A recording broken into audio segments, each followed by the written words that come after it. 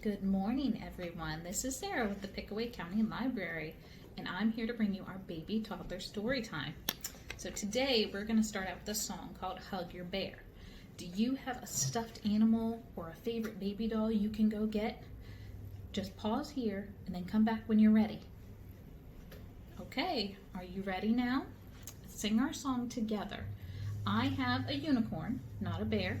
So you can use any animal or favorite baby doll that you have, okay?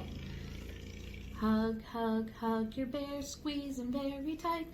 Hold him high, help him fly, then hug with all your might. Did you give your bear a hug? Let's sing one more time so you can give them another hug. Hug, hug, hug your bear, squeeze him very tight.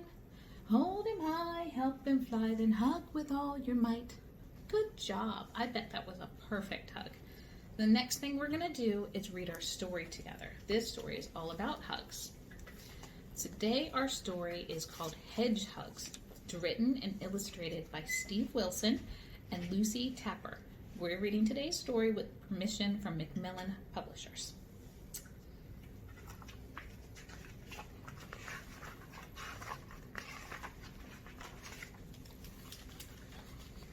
Horace and Hattie are the very best of friends. There are so many things they like to do together. They like to search for four-leaf clovers in the meadow. They like to make daisy chains in the shade of the old oak tree. They like to splash in puddles on the lawn. And sometimes they like to have a tea party by the river. When Horace is busy, Hattie puts on her tutu and dances in the bluebells. When Hattie is busy, Horace searches for spiders in the woods. Do you have things you like to do when your friends are busy? Do you like to play outside? Horace and Hattie are the very best of friends, but there is one thing they cannot do together. They cannot hug. They are just too spiky. They have tried lots of ways to hug. In the winter, they rolled in the snow until it covered all their quills, but the hug was too cold. Oh my goodness, they made themselves into little hedgehog snowballs. In the spring, they found some old hollow logs. Horace and Hattie squeezed inside, but the hug was too bumpy. I don't know if they can reach each other inside those logs. In the summer, they stuck strawberries on their spikes, but the hug was too sticky. My goodness, all those squished strawberries, that would be very sticky. In the autumn, they covered their quills in crunchy, crispy leaves, but the hug was too scratchy. Poor Horace and Hattie. I don't know what I'd do if I couldn't give my friends a hug. Then one day, they found something very interesting. It was soft. Was it a hat? Horace decided to investigate. He wiggled and jiggled and nibbled. Then out he popped. Hattie thought Horace looked very funny. Then she had an idea. Oh, what do you think she thought about? Hattie looked at Horace. Horace looked at Hattie. They moved closer and closer and closer until they hugged. The hug was just right. Not cold, not scratchy, not sticky, and not bumpy. Was it warm and soft and cuddly and comfy? Perfect hedgehog. So the next time you see someone wearing mismatched socks, or if one of your socks goes missing, you know what it means. A hedgehog happened. The end. Wasn't that such a fun book? Do you think that hedgehogs could hug for real, or do you think they would poke each other? I think they might have to use those socks. All right, so for the next part of our story time today, we're going to use our sensory bin. In our sensory bin today, we're going to explore some different textures, just like in the story. We will be using some small sticks from outside, some fall leaves. These can be artificial or real. And we have some packing peanuts, some corks, and some small pieces of fabric. As you explore the items in the bin, think about how they would or wouldn't work to cover up the hedgehog's spines. Would the leaves work? Probably not, since you could poke right through the holes. What about the corks? Maybe, but it would probably take too many to get that close enough to hug. What do you think? Do you think you could cover up hedgehog spines with any of these items? What about the textures of them? Are there any that are soft or rough or smooth? All right, the next thing we're going to do today is our activity. For this activity, we're going to use Play-Doh and some craft sticks. Doesn't matter what color, whatever you have on hand is fine. If you think your little one can handle them safely, you could also use toothpicks instead of craft sticks. First, you'll form the Play-Doh into the body shape of a hedgehog. It's kind of just like a dome, so it doesn't have to be perfect. You can add a couple googly eyes onto the front to give them a face if you'd like. I have a couple here.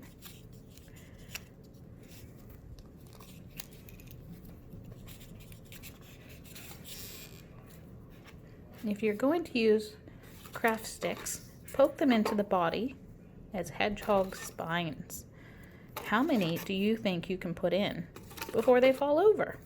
You can practice your counting, or if you have different color sticks, you could practice naming the colors together.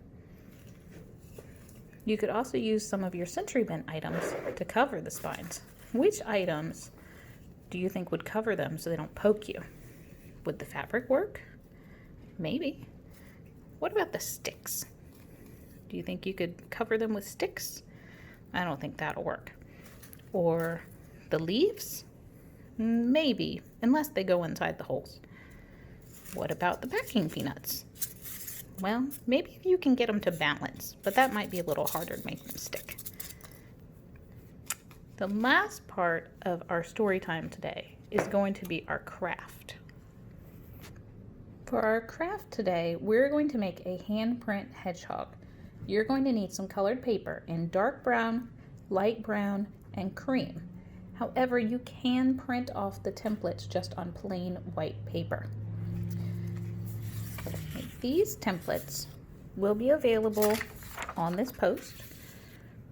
You only need to print out one copy of each. There's more than enough pieces to do 2 complete hedgehogs with this body shape right here.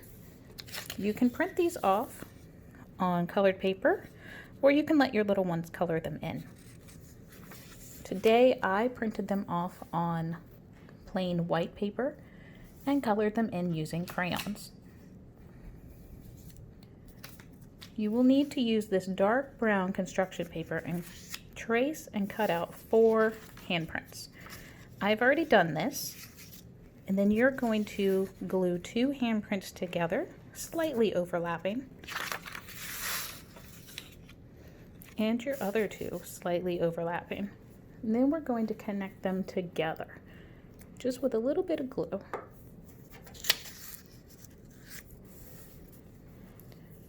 Now I have already colored in my templates. So this is the body shape. It's going to go right here in the middle. We're just going to add a little bit of glue to the back of this and stick him right on there. And then this one right here is actually the belly of your hedgehog. So you just put that right there. Then we have 2 arms that come in from the side. We have 1 arm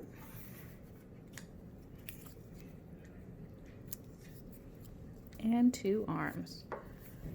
Now the ears need to go above the hedgehog body up onto the handprints. 1 here and 1 up here. Now you can draw your eyes on, or you can use googly eyes. That's what I'm going to use today. So we're just going to add a little dab of glue where we want the eyes to go. And we do 1 and 2. Isn't that so cute? That's all there is to it. You can color in all these pieces with your little one if they would like to color. You can use crayons, markers, colored pencils, whatever you have on hand. Now, if you also want to do more of these with the rest of your family, you could see how different they all are, how big or small everybody's hands are. That's all I have for you today, friends. I hope you enjoyed our story time and that you'll join us again next week as we continue to read and learn together.